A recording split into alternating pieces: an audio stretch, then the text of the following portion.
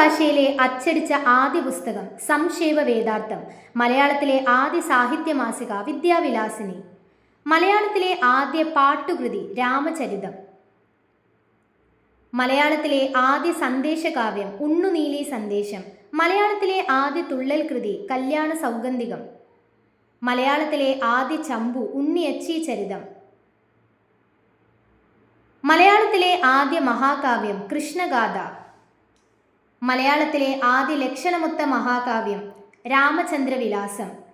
മലയാളത്തിലെ ആദ്യ ഖണ്ഡകാവ്യം വീണപ്പൂവ്.